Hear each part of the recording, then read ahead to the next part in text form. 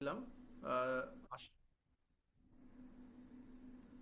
ওকে import range দিয়ে আমরা করেছিলাম। ওটা হলো ইম্পোর্ট রেঞ্জ যখন দিই ইকুয়ালস টু দিয়ে ইম্পোর্ট রেঞ্জ দিব, ওপেন ব্র্যাকেট একটা দিব, দেন তারপর ইনভার্টেড কমা দিয়ে, দেন তারপর এই পাশের ট্যাবের লিঙ্কটা কপি করেছিলাম।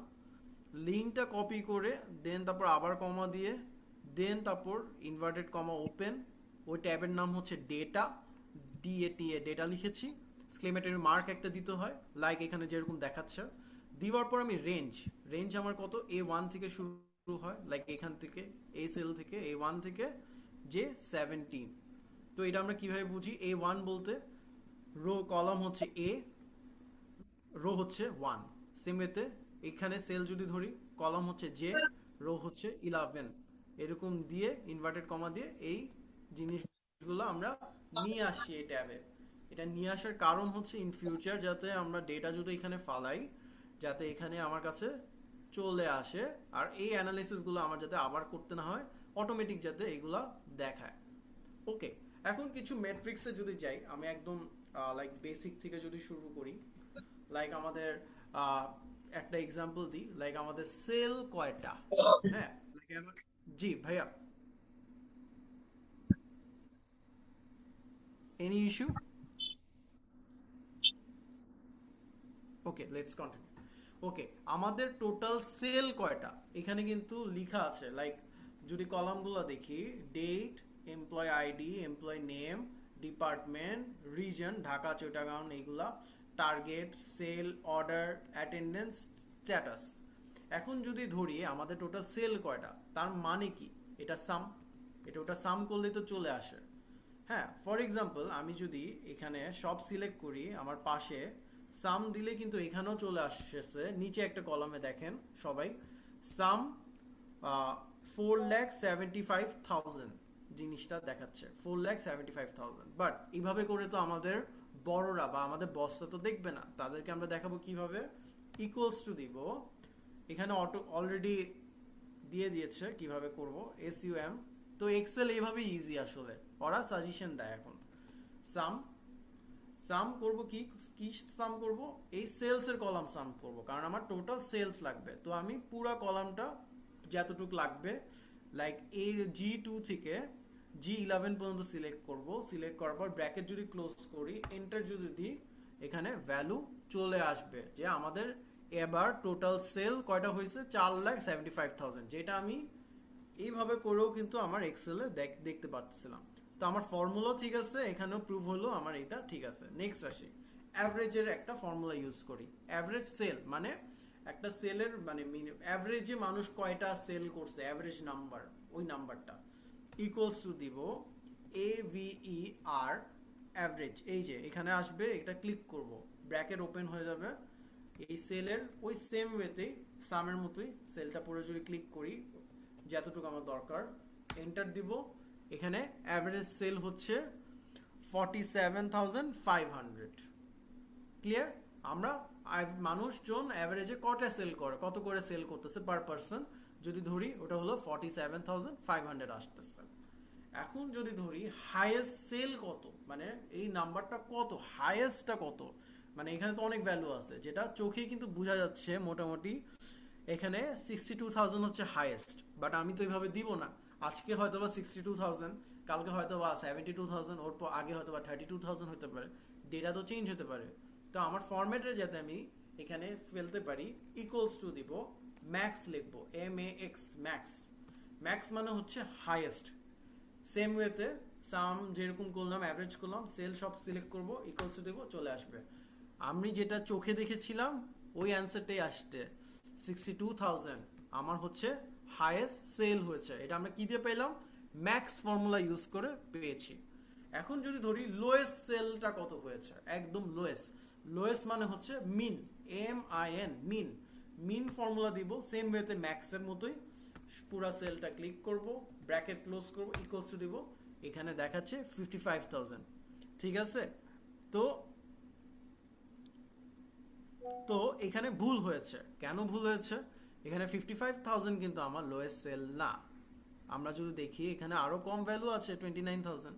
কি ভুলটা করেছি দেখেন, আমি মাত্র রেঞ্জটা আমি যে নিয়েছি এটা মাত্র G2 নিয়েছি। তো এই ভুলটা আসলে আমাদের দেখে নিতে হবে। এইভাবে করে যদি সিলেক্ট করি G(11) তখন এটা চলে আসবে 29,000। আমার ম্যাক্স মিনিমাম সেল হয়েছে। I hope it is clear. মানে একটা ভুল হয়েছিল যে আমি একটা সেল ধরেছিলাম, লাইক শুধু এই সেল ধরেছিলাম, দেখে ডেটাটা ভুল আসছিল। পরে আমি দেখলাম যে না, এর থেকে কম রেঞ্জও তো আছে, লাইক 29,000, 32,000। তাই আমি আবার ঠিক করে ডেটাটা নিয়ে পুরো রেঞ্জটা ঠিক মতো নিয়েছি। নেওয়ার পর এখন 29,000। এখন আমার টোটাল এমপ্লয় কত, লেটস সে এটা আমার একটা কোম্পানি, এই কোম্পানির এতগুলো এমপ্লয়। যদি আমি এই পুরো ডেটাটা নিই, আমি দেখবো আমাদের 10টা এমপ্লয় আছে। কাউন্টে চলে আসছে আমার 10 জন এমপ্লয় আছে। এই জিনিসটা আমি চাইলে COUNT কাউন্ট, একটা বেসিক একটা ফর্মুলা, কাউন্ট দিয়ে এই রেঞ্জটা পুরো নিয়ে ব্র্যাকেট ক্লোজ করলাম, ইকুয়ালস টু দিলাম, সেম 10টা কাউন্ট চলে আসছে আমার কাছে। ঠিক আছে, এখন একটু কঠিন ডেটায় যায়। লাইক আমার ঢাকাতে, শুধু ঢাকাতে, হ্যাঁ ঢাকাতে আমার সেল কয়টা। হ্যাঁ এখানে দেখেন ঢাকা কিন্তু দুইবার আছে। হ্যাঁ, তো ঢাকাতে সেল কয়টা এটা কিন্তু আমরা এই দুইটা অ্যাড করলেও কিন্তু, মানে সিলেক্ট করলেও কিন্তু পেয়ে যাই। ঢাকাতে সেল হচ্ছে 1,17,000। ঠিক আছে, তো এখন আমি যদি ধরি এই ঢাকাতে সেলটা, আমি এখন এটা একটা ফর্মুলা দিয়ে আনবো। ঠিক আছে, ওই ফর্মুলাটা হইতে পারে সাম ইফস, SUM সাম। তারপর যদি দিই ইফস, মানে সাম ইফসটা কখন ইউজ করি, যখন একটা ক্রাইটেরিয়া না, এই বেসিকের মতো না, লাইক সাম দিয়ে দিলাম চলে আসলো না। এখানে কয়েকটা ক্রাইটেরিয়া আমি ধরবো, লাইক ঢাকা একটা ক্রাইটেরিয়া, শুধুমাত্র ঢাকাতে কতটুক সেল হয়েছে ওই সেলটা জানার জন্য আমি সাম ইফস এর ফর্মুলা আমি ইউজ করতে পারি। ঠিক আছে, সাম ইফ ধরে প্রথমে যদি আমি দেখি, এই যে কোশ্চেন মার্ক ওখানে দিলে আমার ফর্মুলাতে হেল্প করে। যদি আমি ধরি সাম ইফসের ফার্স্টে বলছে সামের রেঞ্জ, ওকে সুন্দর, সামের রেঞ্জ কোনটা হবে, সামের রেঞ্জটা হবে এইটাই, সেলসেরটাই, খুব কঠিন তো কিছু না। এটাকে আমি যদি ধরি, ধরার পর আমি যদি কমা দিই, এখন ক্রাইটেরিয়া কি কি ধরে করব, এই রেঞ্জটা ক্রাইটেরিয়ার রেঞ্জ। ঠিক আছে, E11 পর্যন্ত যদি ধরি, এটা হলো পুরো একটা ক্রাইটেরিয়া, মানে এই রেঞ্জের মধ্যে সাম ইফ করব, মানে এই এইটা হলো রিজন, কারণ আমার রিজনের লাগবে, ঢাকা রিজনের লাগবে। ঠিক আছে, এই জন্য আমার ক্রাইটেরিয়া নিলাম আমি সাম ইফ করে ঢাকা রেঞ্জের মধ্যে এখানে যা যা রিজন আছে সব রেঞ্জ, কমা দিলাম। কমা দিয়ে এখন ইনভার্টেড কমা দিয়ে আমার শুধু ডেটা লাগবে কার, ঢাকা, DHAKA। ইনভার্টেড কমা দিয়ে ওপেন করার পর, ক্লোজ করার পর যদি ব্র্যাকেট ক্লোজ করি, আমি দেখবো ডেটা চলে আসছে 1,70,000। খুবই ইজি। আমি যদি আবার ফর্মুলা দেখি, যেহেতু এটা একটু একটু সামের থেকে একটু, সাম ইফস এখানে দুইটা ক্রাইটেরিয়া ইউজ করব। লাইক আমি শুধু ঢাকার কয়টা সেল হয়েছে এটা আমি দেখব, ওটার জন্য আমি SUMIFS সাম ইফস যদি দিই, তো ফার্স্টে আসবে কোনটা, ক্রাইটেরিয়া, কোন জিনিসের উপর আমি সাম করব, সেলসের উপর আমি সাম করব। দেন তারপর আসবে যে জায়গায় আমার ঢাকাগুলো আছে ওই সব ডেটাগুলো নিব, ঢাকা, চিটাগাং, ওটা হলো রিজন ডেটা। রিজন ডেটাটা আমি সিলেক্ট করলাম, কমার পর আমি এখন DHAKA ঢাকা লিখলাম, তাই ঢাকাটা চলে আসলো। এখন ফর এক্সাম্পল আমি ঢাকা দেখতে চাই না, আমি চিটাগাংয়ের CTGটা দেখতে চাই, চিটাগাংয়ের সেল কত। এখন এই জায়গায় আমি যদি ফর্মুলাটা এডিট করি ঢাকার জায়গায়, এখন যদি লিখি CHITTAGONG, গং, চিটাগং, আমার এখন চিটাগংয়ের ডেটা চলে আসবে, লাইক চিটাগংয়ে 91,000 আসছে। ক্লিয়ার, এই ওয়েতে আমি আসলে ডেটাগুলা ইজিলি দেখতে পারবো। এখন যদি পরের ফর্মুলাতে আসি, মানে কয়জন টার্গেট অ্যাচিভ করতে পারছে, এখানে এই ফর্মুলাগুলো আমি দেখাচ্ছি। এখানে দেখা যাচ্ছে যে আমার কিছু মানুষ সেলস অ্যাচিভ করছে, লাইক টার্গেট ছিল 50,000, 55,000 ওই সেলস দিছে, তার মানে ওই অ্যাচিভ করেছে। টার্গেট ছিল like for example Sultana Razia 45,000, but ওই সেলস অ্যাচিভ করতে পারছে কত, 42,000, বাট ওই সেলসটা আসলে অ্যাচিভ হয়নি, কারণ 45 এর বেশি হতে হবে অথবা 45,000 হইতে হবে। সেম ওয়েতে তানভীর ওই অ্যাচিভ করতে পারছে, ওর 40,000 টার্গেট ছিল, ওই 48,000 সেলস আসলে দিয়েছে। এরকম করে এখানে একটা ফর্মুলা দেওয়া আছে। তো লেটস সে আমি এখন এখানে ধরি কারা কারা অ্যাচিভ করতে পারছে, কতজন আসলে অ্যাচিভ করতে পারছে। তো ওই জায়গায় আমি যদি ধরি কাউন্টের ফর্মুলা যাই, COUNT, কাউন্ট ইফও দিতে পারি অর এলস কাউন্ট ইফসও দিতে পারি। কাউন্ট ইফস দিয়ে ব্র্যাকেট যদি করি, লাইক আমার এখানে ডেটাটা নিলাম, নেওয়ার পর কমা দিয়ে আমি যদি লিখি কয়জন অ্যাচিভ করতে পারছে,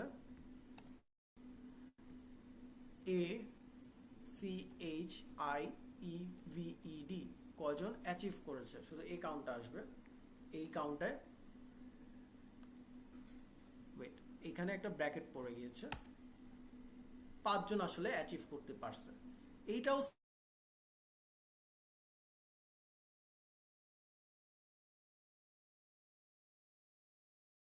এর মধ্যে ডিফারেন্সটা হচ্ছে কাউন্ট ইফ হচ্ছে মাত্র দুইটা ক্রাইটেরিয়া নেয়, ওখানে মাত্র দুইটা জিনিস থাকবে।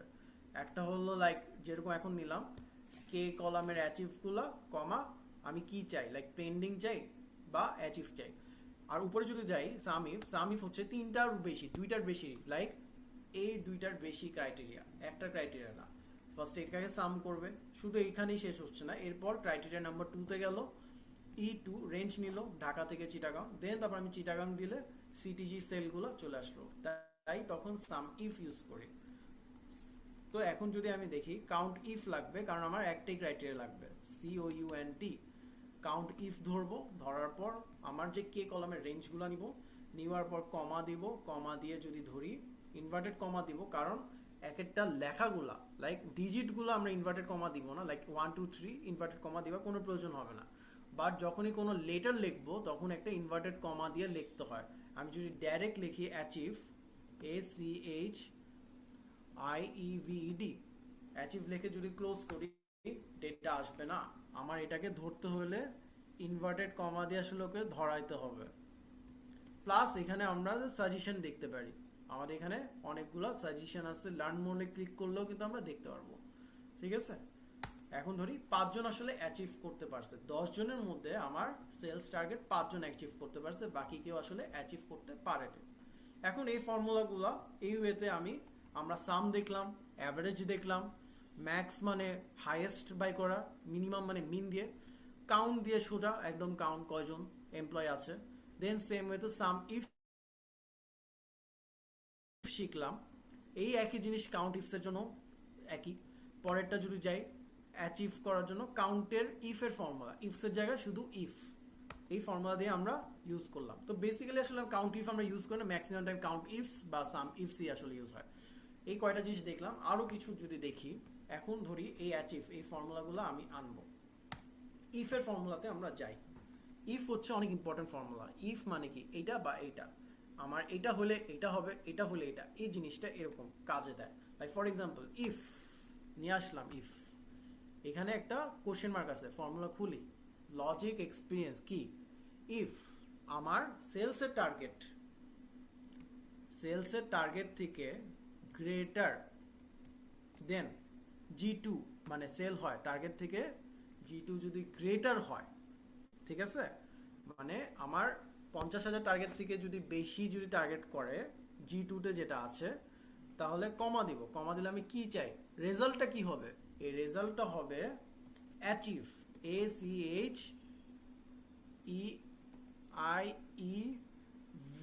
ACHEIEVED, এটারে ধরবো আমরা অ্যাচিভ।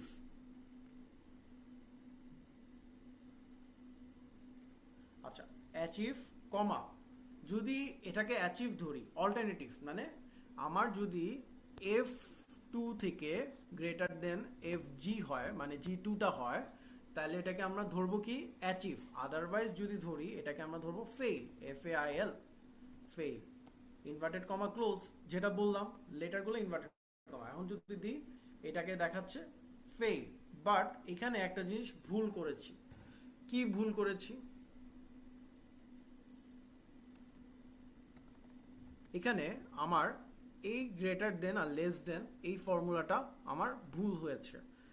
ফর এক্সাম্পল F2 থেকে এটা যদি চেঞ্জ করে দিই, এখন হলো রাইট ফর্মুলা। F2 থেকে মানে টার্গেট থেকে সেলস যদি গ্রেটার হয়, তাই আমার গ্রেটার সাইনটা আসলে ভুল হয়েছে। F2 থেকে টার্গেট সেল যদি গ্রেটার হয় তখন আসলে এটা অ্যাচিভ হবে, otherwise it's will call fail. তাহলে এখন দেখেন ঠিকই এখন ফর্মুলা ঠিক হয়ে গিয়েছে। তো এই ওয়েতে আমরা ভুল করব, ভুল করার পর দেন তারপর আমরা এটাকে ঠিকও করব। তো মাঝে মাঝে গ্রেটার দেন আর লেস দেন সাইনটাও মনে রাখতে হবে। তো এখন এই ফর্মুলা যদি আমি নিচে টেনে দিই, আমার ফর্মুলা বারবার লিখতে হবে না, শিফট ধরে আমি নেমে কন্ট্রোল ডি যদি দিই, একটা ল্যাপটপে কিবোর্ডে কন্ট্রোল ডি যদি একসাথে পেস্ট করি, ইজিলি চলে আসবে কারা কারা ফেল করছে আর কারা কারা অ্যাচিভ করেছে। ক্লিয়ার? এই ওয়েতে আমি পারফরমেন্সটা পেলাম ইফ এর ফর্মুলা। আবার যদি ধরি অ্যাটেন্ডেন্স অ্যালার্ট, ধরি আমার অ্যাটেন্ডেন্স 22 দিন বা 20 দিনের অ্যাটেন্ডেন্স হইতে হবে, এর কমে যদি হয় তাহলে ওই আসলে একটা ওয়ার্নিং খাবে, মানে একটা মেইল দিয়ে দিব ওকে আমরা। ওটাকে আমরা ইফ ফর্মুলা দিয়ে ইউজ করতে পারি। এখানে সাজেশন দিবে, এই সাজেশন দেখবো না, ইফ ব্র্যাকেট। এখন আসি অ্যাটেন্ডেন্সে। এই অ্যাটেন্ডেন্স গ্রেটার দেন 20 যদি হয়, ঠিক আছে,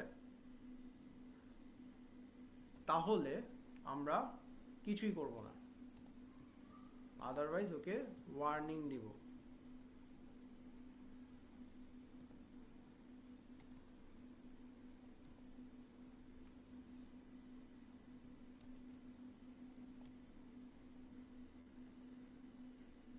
তো এই ওয়ার্নিংটাকে আমরা ইনভার্টেড কমায় দিব। এটাকে আমি ব্ল্যাঙ্ক রাখতে পারি, মানে এই ইনভার্টেড কমা লাইক এরকম ইনভার্টেড কমা দিয়ে যদি আমি এরকম একটা ড্যাশ দিলাম, দেন তারপরে ইনভার্টেড কমা ক্লোজ দিলাম। চাইলে আমরা স্পেসও রাখতে পারি। স্পেস যদি রাখি তাহলে কিছুই আসবে না। তো আমাদের ইফ 22 থেকে মানে 20-এর কম যদি হয়, মানে 20-এর কম হয়, তাহলে ওকে আমরা ব্ল্যাঙ্ক রাখবো, মানে ওকে আমরা কোনো ওয়ার্নিং দিব না, তাই এটা ব্ল্যাঙ্ক। এই পরের গুলো যদি আসি, কারো অ্যাটেন্ডেন্স 20-এর নিচে হয়, কাকে কাকে ওয়ার্নিং দিব? একে আমরা ওয়ার্নিং দিব, একে আমরা ওয়ার্নিং দিব, কারণ এটা 20 বা 20-এর নিচে, ঠিক আছে, একে আমরা ওয়ার্নিং দিব। এখন আমি তো বলছিলাম 20 ধরতে, কিন্তু আমার 20 কেন ধরে নেই? কারণ এটা 20ও নিয়ে নিয়েছে। তো এখন যদি একটা ইকুয়ালস টু দিই, ইকুয়ালস টু মানে 20 এখন 20 পর্যন্ত ঠিক থাকবে, 20-এর নিচে যদি যায় তখন আমরা ওয়ার্নিং দিব। ওই সেম ম্যাথ ফর্মুলা। এখন যদি এটা টেনে দিই, সেম 20 কিন্তু এখন আর ধরে নেই, কারণ ইকুয়ালস টু দিয়ে কি করলাম, 20-কেও কিন্তু আমি ধরে ফেলছি। লাইক 20-এর নিচে যদি হয়, লাইক 19, 18 এরকম, এখন আমার ফর্মুলা ঠিক দেখাচ্ছে।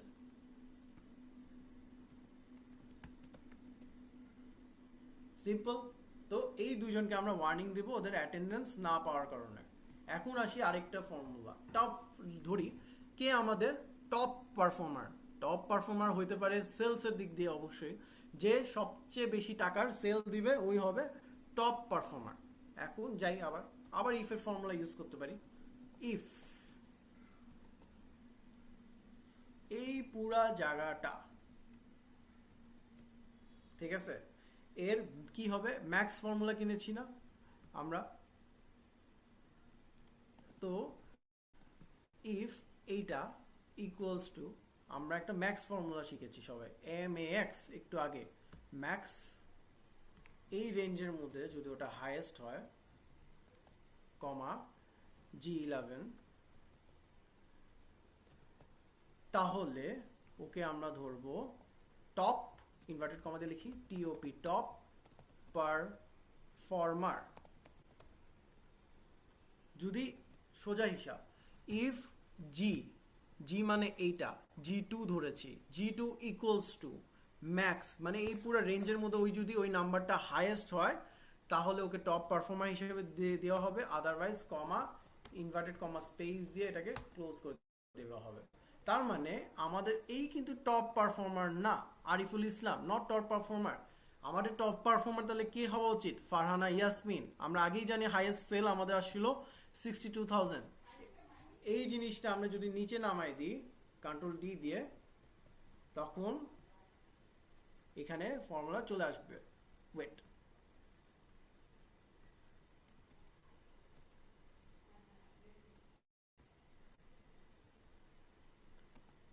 আরেকটা জিনিস এখন দেখেন, আরেকটা ভুল এখন দেখি, আমরা ভুল থেকে শিখি। এখানে গেলাম আমার রেঞ্জ কিন্তু কমে গেল, আবার নিচে গেলাম আমার রেঞ্জ কিন্তু কমে গেল।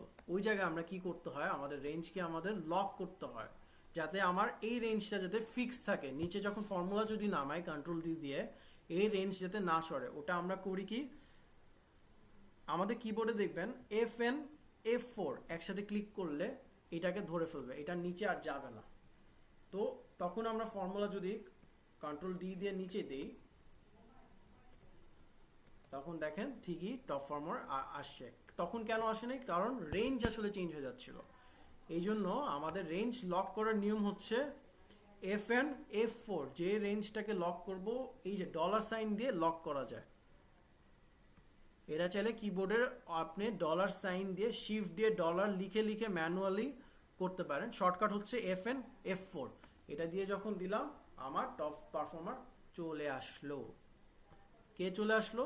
ফারহানা ইয়াসমিন। এটা আমি ইজিলি পেয়ে গেলাম। I hope it is clear.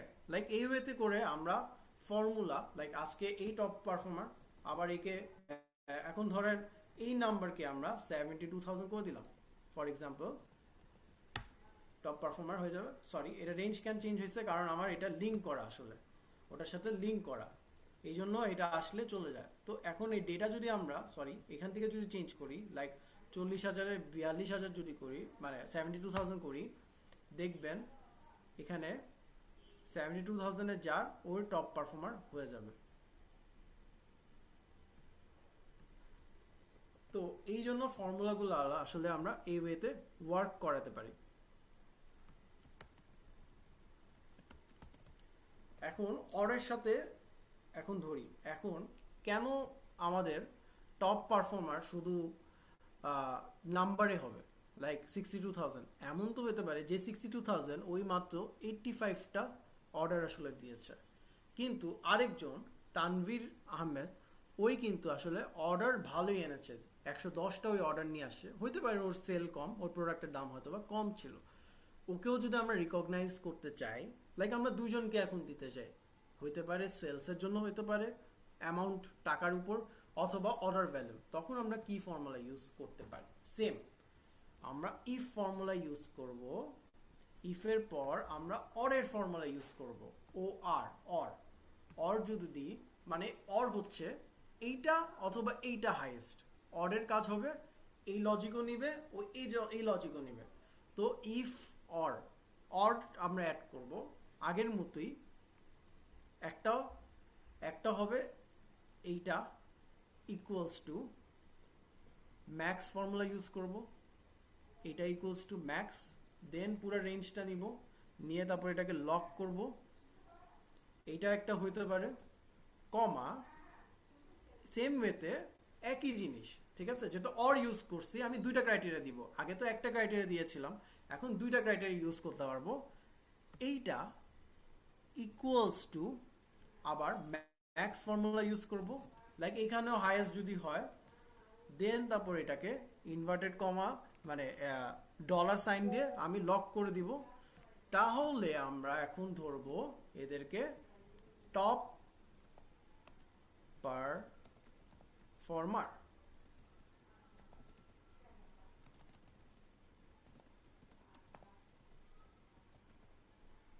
Otherwise blank কেমনি দিব? Inverted comma space, inverted comma then close. এখানে দেখেন অর দিয়ে, আগে আমি ইফের ফর্মুলা সেম জিনিসই আমি এখন দুইটা ফর্মুলা ইউজ করতে পারছি, দুইটা ক্রাইটেরিয়া দিতে পারছি। অর মানে দুইটা ক্রাইটেরিয়া দিতে পারবো, লাইক অর G2-তে হাইয়েস্ট হবে বা H2-তে, এখানে পুরো রেঞ্জে এখানে হাইয়েস্ট যদি হয় তাইলে আমরা টপ পারফর্মার ধরবো।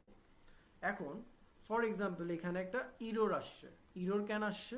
আমি দুইটা আসলে দিয়ে দিয়েছিলাম, এখনো স্টিল এটাকে ইরোর আসতেছে। তো এখন এই ইরোরটাকে আমাদের ঠিক করতে হবে। যদি আমরা ইররকে ঠিক করি, লাইক এখানে ব্র্যাকেটের একটা ইস্যু হচ্ছে,